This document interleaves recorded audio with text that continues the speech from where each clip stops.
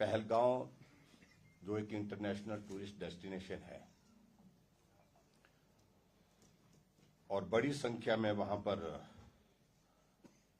निर्दोष लोगों की हत्या हुई है।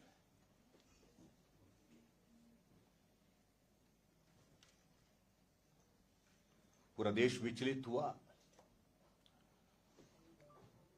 और पूरे देश में कश्मीर से कन्याकुमारी तक एक तरह का भाव, रोष का, आक्रोश का देखने को मिला है। और मैं इस बात को कह सकता हूं, देश के अंदर तक ही सीमित नहीं, पूरी दुनिया में इस घटना की सभी बड़े देशों ने निंदा की और निंदा करने के साथ साथ में हमारे देश के प्रधानमंत्री नरेंद्र मोदी जी के साथ, चाहे वो पत्र लिख करके, चाहे फोन द्वारा, भारत के साथ खड़े होकर के पूरा समर्थन और सहयोग देने की पेशकश भी की।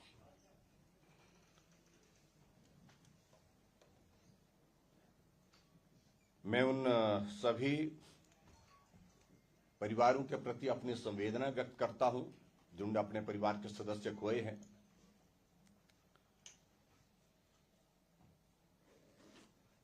और निश्चित रूप से इस बात को प्रधानमंत्री जी ने बड़ा स्पष्ट कर दिया है कि जो लोग इसमें शामिल थे और जिन लोगों ने इस साजिश में हिस्सा लिया, उनको उनकी कल्पना से ज्यादा बड़ी सजा मिलेगी। हालांकि प्रधानमंत्री नरेंद्र मोदी जी उस वक्त अरब देश के प्रवास पर थे। उन्हें तुरंत दूसरे दिन अपना प्रवास स्थगित करके बीच में भारत लौटना उचित समझा और लौटने के पश्चात अपने निवास पर पहुंचने से पहले ही एयरपोर्ट पर ही पूरी घटना की ब्रीफिंग ली, पूरी घटना की जानकारी ली, वरिष्ठ अधिकारियों के साथ बैठ करके। केंद्रीय गृह मंत्री अमित शाह जी जिस दिन घटना घटित हुई उसी दिन ही श्रीनगर के लिए रवाना हो गए और श्रीनगर रवाना होने के साथ साथ में दूसरे दिन पहलगांव, जहां यह घटना घटित हुई, वहां पर भी जाकर के आए मौके पर। और उसके साथ साथ में उन्होंने इस बात को भी सुनिश्चित किया कि परिवार के लोगों को वहां पर मिलने का जिनसे संभव हो पाया उनसे भी मिले और पर जो जिनकी दुखद मृत्यु उस घटना में हुई थी उनके शव को उनके परिवार तक पहुंचाने का भी इंतजाम किया।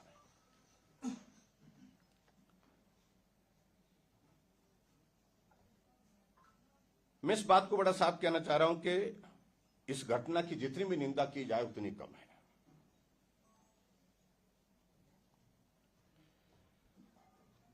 और उसके बाद जो सिलसिलेवार, मुझे लगता है कि उस सारी चीज को कहने की आवश्यकता नहीं है कि कैबिनेट कमेटी ऑन सिक्योरिटी, जिसकी अध्यक्षता आदरणीय प्रधानमंत्री नरेंद्र मोदी जी ने की, उसमें बहुत महत्वपूर्ण फैसले लिए गए और उसमें सबसे बड़ा इंपॉर्टेंट जो पार्ट था वो जो सिंधु ट्रीटी, वाटर ट्रीटी का, उस पर फैसला होने के साथ साथ में भारत के अंदर जितने भी पाकिस्तान नेशनल्स हैं उनको तुरंत वापस जाने के लिए कहा गया। और इसके अलावा और भी चीजों को लेकर के जो फैसले लिए उसमें पाकिस्तान का वीजा, पाकिस्तान के लोगों के जो वीजे के लिए अप्लाई किया था उनका वीजा कैंसिल करने का फैसला लिया। और उसके बाद पाकिस्तान दूतावास में भी जो कर्मचारियों की संख्या को बहुत कम किया गया। और उसे एक संदेश जाता है कि हमारी सरकार बहुत गंभीर है सारे विषय को लेकर के। मैं एक बात जरूर कहना चाहता हूं कि पाकिस्तान को ये समझ लेना चाहिए,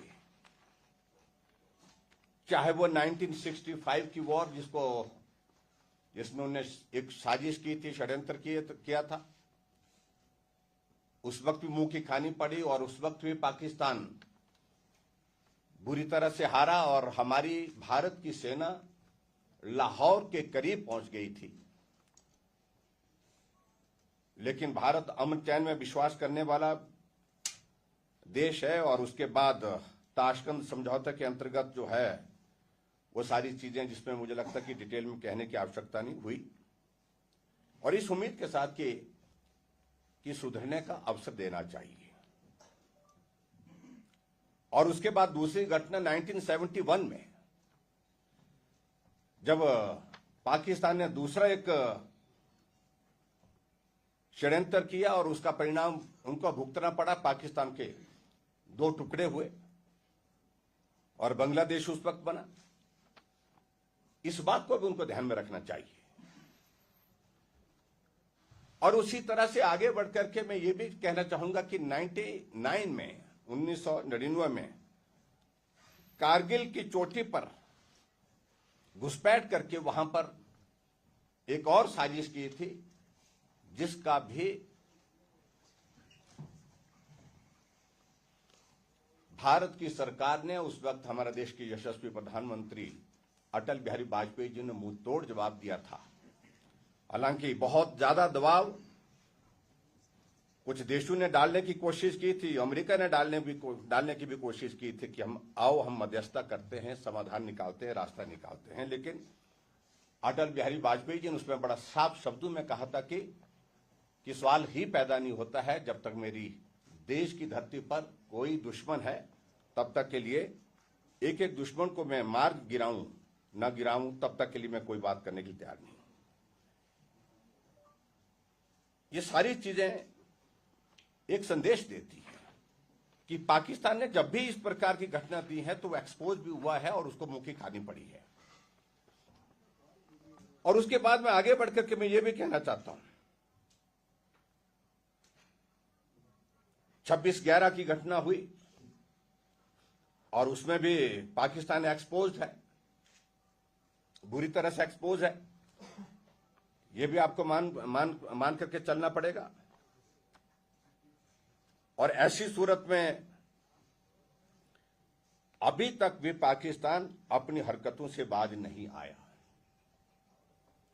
एक घटना को और भी अंजाम दिया था उनने 18 सितंबर 2016 को,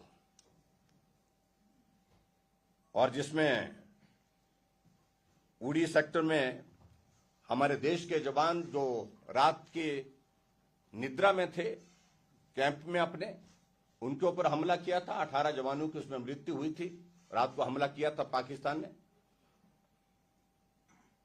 और उसका जवाब जो है हमारे वर्तमान प्रधानमंत्री नरेंद्र मोदी जी ने 28 और 29 सितंबर को सर्जिकल स्ट्राइक के रूप में पीओके में जो है वो उनकी क्या स्थिति की, इस सारी बात को भी पूरा देश जानता, पूरी दुनिया जानती है। और उसके बाद एक और घटना 14 फरवरी 2019 को पुलवामा में घटना हुई, जहां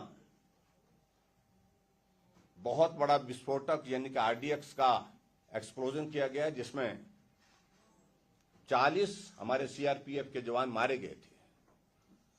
और उस सारी चीज का मुंह तोड़ जवाब दिया गया था। बालाकोट में जो है एयर स्ट्राइक हुई थी, जिसमें 300 से ज्यादा पाकिस्तान के जो आतंकवादी और उनको ट्रेनिंग देने वाले जो पाकिस्तान आर्मी के अधिकारी थे, उनकी मृत्यु हुई थी। मैं सारी चीज को लेकर इसलिए कह रहा हूं कि भारत के साथ पाकिस्तान ने जब भी प्रयत्न किया इस प्रकार से षड्यंत्र करने का, तो उसको मुंह की खानी पड़ी है। और मित्रों, मुझे इस बात को लेकर के दुख है कि एक तरफ पूरी दुनिया भारत के साथ खड़ी है और भारत का हर नागरिक खड़ा है, बेसब्री से इंतजार कर रहा है कि जो घटना 22 तारीख को पहलगांव में घटित हुई है उसका मुंह तोड़ जवाब देना चाहिए। दूसरी तरफ कांग्रेस पार्टी और कांग्रेस पार्टी के नेता की मानसिकता पर सचमुच में हमें हैरानी होती है, जिस प्रकार का व्यवहार उनका आजकल के इन दिनों में चल रहा है। जब देश ऐसे बड़े एक संकट के दौर में से गुजर रहा है,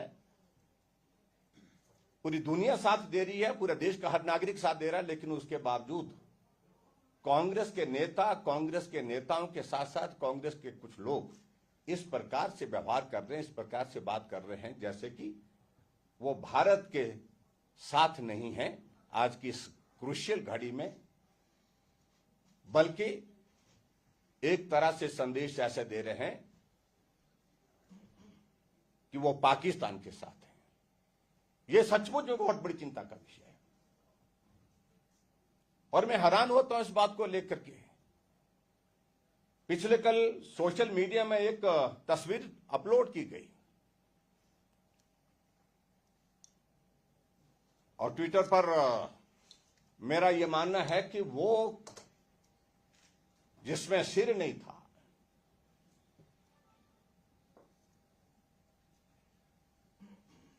हमारी जानकारी के मुताबिक वो राहुल गांधी की सहमति के बिना नहीं हुई है।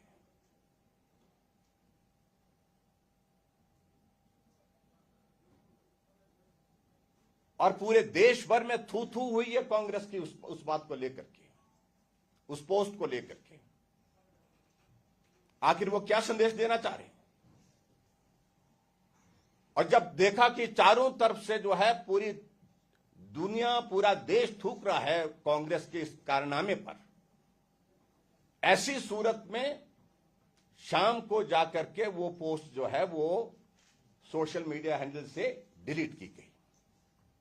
आखिरकार विवश होना पड़ा उनको।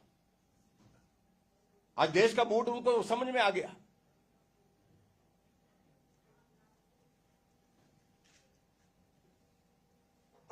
घटना घटित हुई, ऑल पार्टी मीटिंग हुई। ऑल पार्टी मीटिंग में सारी ब्रीफिंग जो है हमारे केंद्र के मंत्री, गृह मंत्री, राजनाथ सिंह जी, डिफेंस मिनिस्टर, इन सब लोगों ने वहां पर दी है। लेकिन उसके बावजूद भी हमको हैरानी इस बात को लेकर के है कि इस तरह के प्रश्न ऐसी घड़ी में खड़े करने का कोई प्रश्न बनता नहीं था, लेकिन फिर भी उसके बावजूद किए जा रहे हैं। क्या उनको यह मालूम नहीं, जब 26/11 की घटना हुई थी, 26/11 की घटना जब हुई, जब एनएसजी की टीम जो है, जो ट्रुप जो है वो दिल्ली से रवाना होना था एयरपोर्ट से मुंबई के लिए, क्योंकि वहां पर हाथ खड़े हो गए थे एक तरह के सिक्योरिटी फोर्सेस के, ये स्थिति बन गई थी। समझ में नहीं आ पा रहा था क्या किया जाए, अफरा तफरी का एक माहौल था। एयरपोर्ट पर 1.5 घंटे तक उस वक्त के वहां के जो देश के जो गृह मंत्री, केंद्र के गृह मंत्री उस वक्त के शिवराज पाटिल ने प्लेन को होल्ड किया और 1.5 घंटे तक इंतजार करने के बाद वो फ्लाइट गई और वहां एक एक पल पल में आदमी मारा जा रहा था। एक एक पल पल में बस वहां पर उस समय का कितना महत्व था, गोलियों से कितने लोग छलनी हो गए उसके बाद, ये सारी बात का जवाब नहीं है। और ऐसी सूरत में मेरा यह कहना है कि कांग्रेस को इन सारी बातों से बाज आना चाहिए। और खास तौर से हिमाचल प्रदेश की अगर मैं स्थिति देखूं, हिमाचल प्रदेश में मैं देख रहा था कि कांग्रेस के 2 मंत्री हैं जिनका ना मुख्यमंत्री को वो पूछते हैं और ना मुख्यमंत्री उनको पूछने की स्थिति में है। एक मंत्री तो है वो जिनका इस देश के साथ, देश की संस्कृति के साथ, देश के सैनिकों के साथ जिस प्रकार से अपनी भावनाएं व्यक्त करनी थी, जो लोगों की मृत्यु हुई है उनके साथ भावनाएं व्यक्त करनी थी, वो आखिरकार क्या किया जा रहा है? और क्या ऐसे मंत्री को हिमाचल प्रदेश के मंत्रिमंडल में रहने का अधिकार है?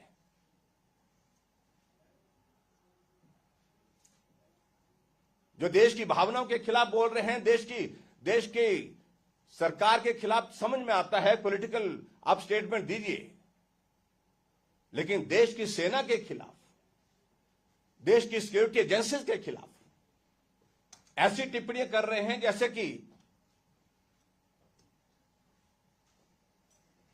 जो बोल रहे हैं कि भाई ये छोटी छोटी बातें हैं, इन सारी चीजों से आखिरकार पाकिस्तान क्या करेगा, पानी से रुकने से क्या होने वाला है, जैसे उनसे पूछ करके सारी चीजें तय करनी है केंद्र सरकार ने। मैं समझता हूं बहुत दुर्भाग्यपूर्ण है, क्योंकि वो मंत्री बोलने के आदी हैं और एक तो उम्र के एक पड़ाव पर है, हमारा उनके प्रति सम्मान है, लेकिन उनको मालूम नहीं पड़ता कि वो क्या बोल रहे हैं। और जब जब भी देश के ऊपर संकट आया है, हमारी पार्टी के नेतृत्व ने सॉलिडेरिटी शो की है और चट्टान की तरह देश के साथ खड़े हैं।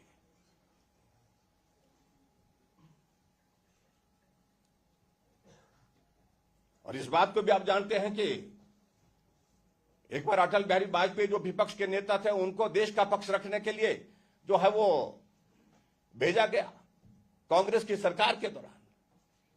ऐसे भी दौर रहे और आज कांग्रेस पार्टी का नेतृत्व किस प्रकार का हो गया।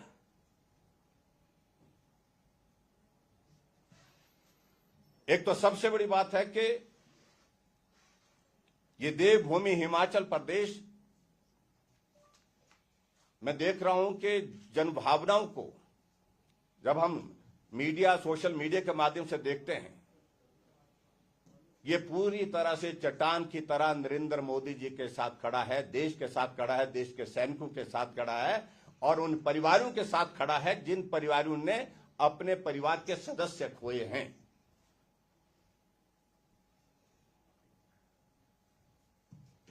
और एक तरफ से कांग्रेस पार्टी के कुछ नेता और विशेष तौर से जो उनके एक मंत्री हैं जिनको कुछ भी बोलने की आदत है और वो जो बोलते हैं बहुत बेशर्मी से बोलते हैं।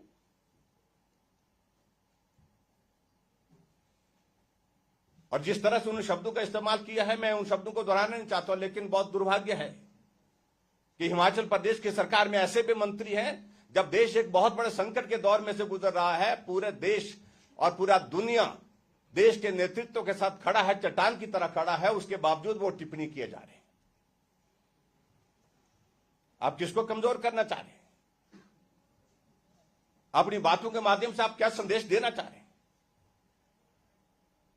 और मैं यही कहता हूं, आपके माध्यम से मैं मुख्यमंत्री जी से आग्रह करूंगा, कांग्रेस पार्टी के नेतृत्व से भी आग्रह करना चाहता हूं, ऐसे मंत्री को मंत्रिमंडल में रहने का कोई अधिकार नहीं होना चाहिए। संविधान की व्यवस्था के अनुसार जो देश के खिलाफ बोले, देश की सेना के खिलाफ बोले, देश की ऐसी भावनाओं के खिलाफ बोले, मैं समझता हूं कि ऐसी सूरत में ऐसे मंत्री को कोई अधिकार नहीं रहना चाहिए मंत्रिमंडल में। और मुख्यमंत्री इस सारी बात का संज्ञान ले और संज्ञान लेने के साथ साथ उचित कार्यवाही करें। मित्रों, आज के इस पत्रकार वार्ता में विशेष तौर से मैं सिर्फ यही कहूंगा,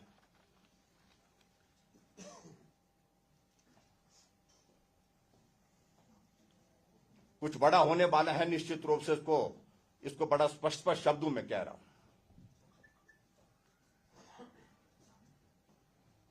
पिछले कल प्रधानमंत्री जी ने जो बैठक की आर्मी के अधिकारियों के साथ, रक्षा मंत्री जी के साथ, उसमें उन्होंने बड़ा स्पष्ट संदेश दे दिया है कि भारत की सेना को अब कार्रवाई करने के लिए खुली छूट है। इससे ज्यादा क्या बोलेंगे?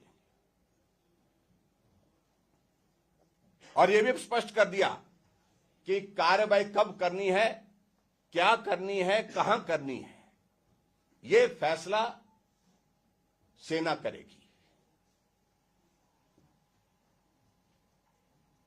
और उसके पश्चात आज आप देख रहे होंगे, आज सुबह से शाम तक बहुत महत्वपूर्ण, यानी मैं कह सकता हूं कि बहुत महत्वपूर्ण दिन है आज का, जो क्रूशियल डे है ये। आज 4 महत्वपूर्ण बैठकें हैं। कैबिनेट कमेटी ऑन सिक्योरिटी, जो प्रधानमंत्री जी की अध्यक्षता में होनी है,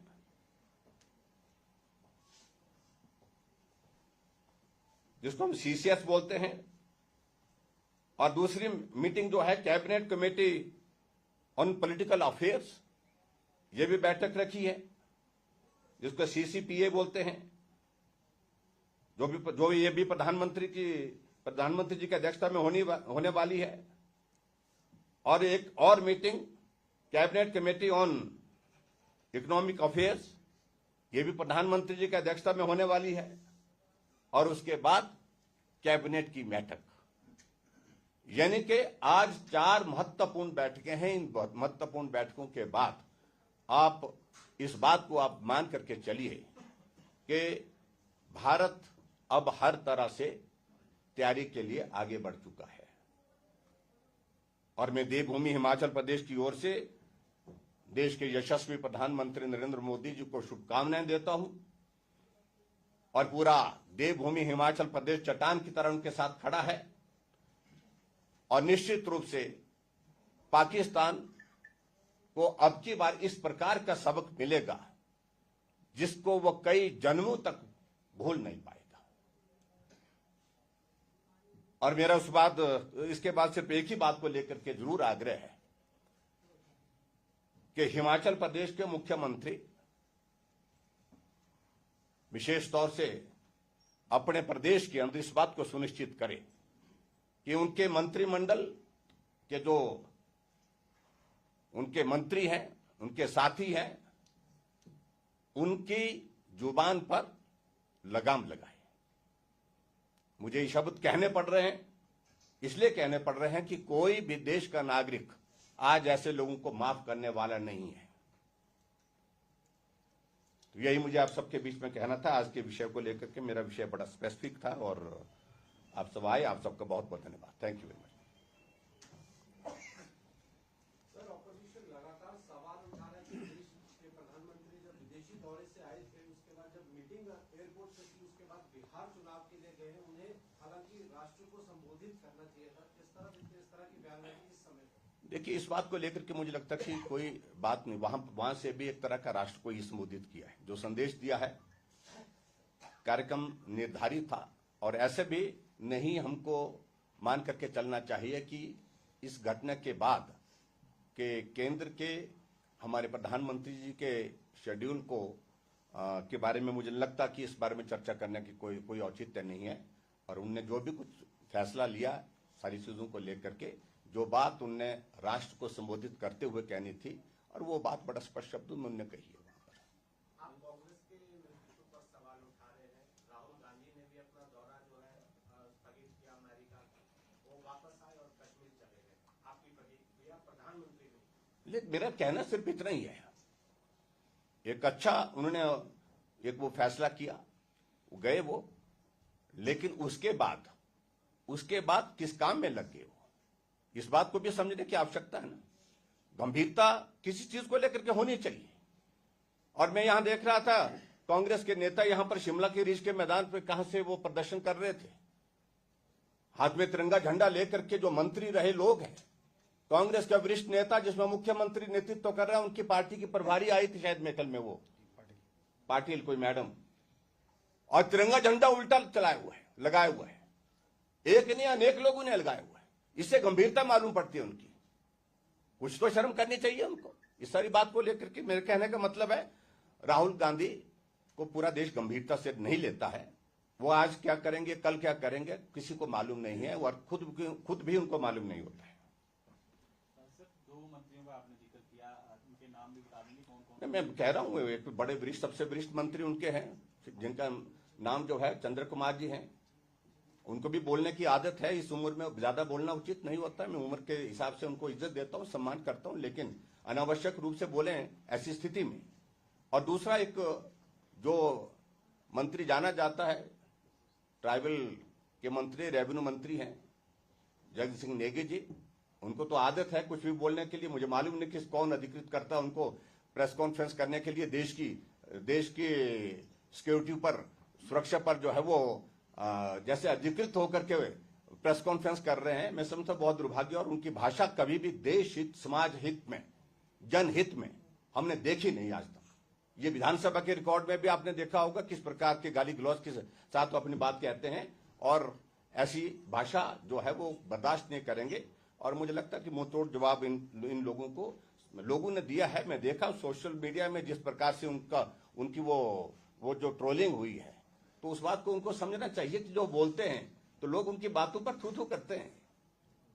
ठाकुर साहब, आपने कांग्रेस नेताओं पे बड़े गंभीर आरोप लगा दिए, स्पेशली हिमाचल में भी। तो आपको क्या लगता है कि अब भारत सरकार कोई ऐसा फैसला लेगी, जैसे तीनों सेनाओं को उन्होंने आदेश दिए हैं, तो क्या युद्ध की स्थिति पूरी तरह बन चुकी है? नहीं, देखिए, मैं तो एक बात मान करके चलता हूं, मुझे ज्यादा टिप्पणी करने के लिए हम अधिकृत नहीं है, लेकिन जो प्रेपरेशंस जिस दिशा में चल रही है तो बड़ा कुछ होगा, कुछ बड़ा होने वाला है, ये बात आप निश्चित मान करके चलिए। और पाकिस्तान को जो है वो मुझे लगता है कि अब की बार बहुत बड़ा सबक मतलब जो है वो मिलेगा, इसमें कोई दो राय नहीं। लगातार 7 दिन से सीज फायर का उल्लंघन पाकिस्तान की ओर से किया जा रहा है। हालांकि उनकी आर्मी और तमाम फोर्सेस भी डिप्लॉय हो चुकी है, रणनीति उन्होंने भी बना लिया। देखिए, ऐसा है ना कि वो स्ट्रेटजी, वो उनकी स्ट्रेटजी जो होगी वो जाने, लेकिन हमारे देश की ओर से वो स्ट्रेटजी जो है जो बन रही है, मुझे लगता है कि वो, मुझे लगता नहीं, हमें पूरा भरोसा, पूरा देश को भरोसा है, पूरी दुनिया को भरोसा है कि जो होगा वो ठीक होगा। और जवाब दिया जाएगा तो ऐसा जवाब दिया जाएगा, मुंह तोड़ जवाब दिया जाएगा।